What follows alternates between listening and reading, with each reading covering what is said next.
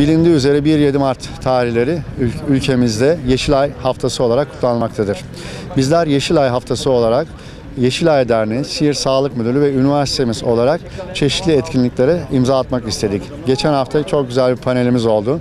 Gençlere spor ve sağlığı anlattık. Sivil toplum örgütlerini ziyaret ettik. Ve sivil toplum örgütlerinden, valiliğimizden özellikle gençlerimizi sigara, alkol ve bağımlılık yapıcı çeşitli maddelerden uzaklaştırma konusunda, çalışmalar konusunda yardım istedik. Bakanlığımızın sağlıklı beslenme ve hareketli hayat programları var biliyorsunuz. Bunun altında da fiziksel aktiviteyi teşvik programımız var. Bisikletli yaşamı, pedal çevirmeyi sürekli teşvik ediyoruz. Sağlık Bakanlığı olarak geçen yıllarda ciddi anlamda bisiklet dağıtımı oldu. Bunlardan özellikle gençlerimizin sürekli spor yapmaları için, uyuşturucudan vesaire zararlı maddelerden uzaklaşması için çeşitli programlar yürütmekteyiz. Bilindiği üzere hareketsiz yaşam, fiziksel aktivite kısıtlılığı bugün ülkemizin ve dünyamızın en önemli sorunlarından birisi.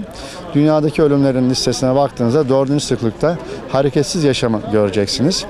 Bizler gençlerimize özellikle yetişkin yaş grubuna, bayanlarda, erkeklere haftada en az 5 gün 30 dakika, 5-12 yaş grubuna da haftada 5 gün 60 dakika sporu, hareketli yaşamı tavsiye ediyoruz.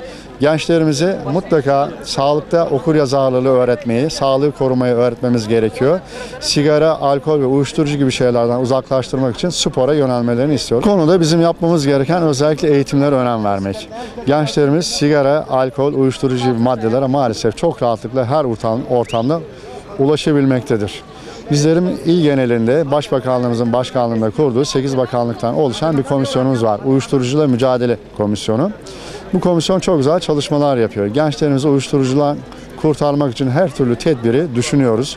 Programlar üretiyoruz. Amacımız gençleri bu tür zararlardan kurtarmak. Bu konuda yasal bir müeyyide var. Okulların çevresinde bu işi yapamazsınız. Okulların çevresinde ve her yerde açık sigara satamazsınız.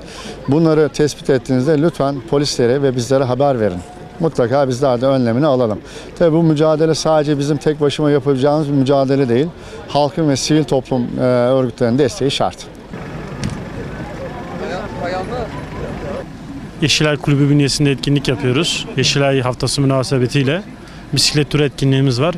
Orada ilgili öğrenci arkadaşlara falan broşür dağıttık. Bununla ilgili etkinliğimiz başladı. Spor, beslenme odaklı. Öğrencileri spora ve beslenmeye teşvik edecek içerik odaklı bir etkinlik. Yapabilecek misiniz onu İbrahim? Bağlayabilecek misiniz? Evet, bu bisiklet kulübü ile Yeşilay Kültür Kulübü'nün ortaklaşa düzenlediği bir etkinlik. Katılmak benim için de keyifli. Sağlıklı yaşam adına bu tür etkinliklerin daha da çoğaltılması önemli.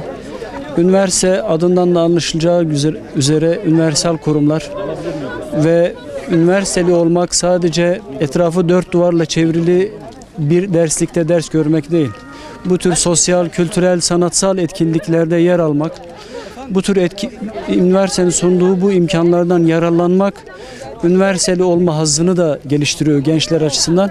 Bu anlamda gençlerde bu tür etkinliklere ilgiyi ve duyarlılığı, farkındalığı arttırmak önemli. Düzenleyenlere teşekkür ediyorum. Bisiklet etkinliğimiz olsun istedik. Sizler entelektüel gençler olarak diğer kesime örnek olmanızı umut ediyoruz.